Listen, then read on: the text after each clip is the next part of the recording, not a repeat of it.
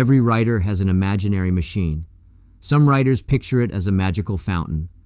Some picture it as a giant factory where ideas roll down a conveyor belt wearing little name tags. Unfortunately, most days, the machine looks more like an old toaster that may or may not be dangerous.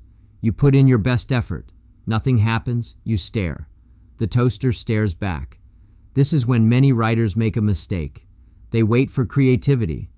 But creativity is not a delivery service. It does not knock on your door and say, "Here is your package of brilliant ideas. Please sign here." Creativity is more like a curious dog.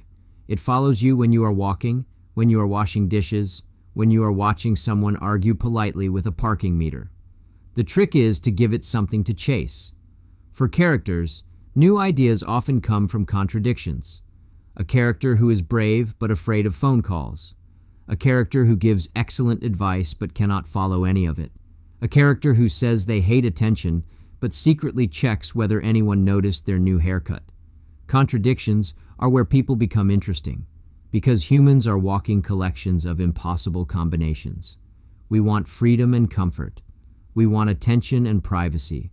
We want to change our lives, but also want everything to stay exactly the same. That is where characters live. If you need fresh ideas, try giving your character a small, ridiculous problem. Not every conflict has to involve saving the world.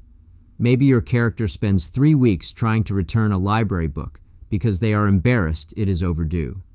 Maybe they practice an argument in the shower, but forget everything when the actual conversation happens. Maybe they buy a plant because they want to become the type of person who owns plants. Then the plant dies. Now you have a story. The secret is not forcing characters to be interesting. The secret is letting them be human. Pay attention. Collect details.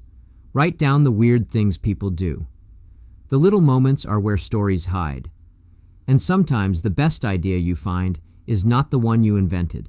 It is the one that was quietly waiting for you to notice. Thanks for listening. Catch The Quiet Quotient on YouTube and all major podcast platforms, including the Substack app. To help us grow and keep supporting creators, please like, follow, and subscribe. Want to get in touch?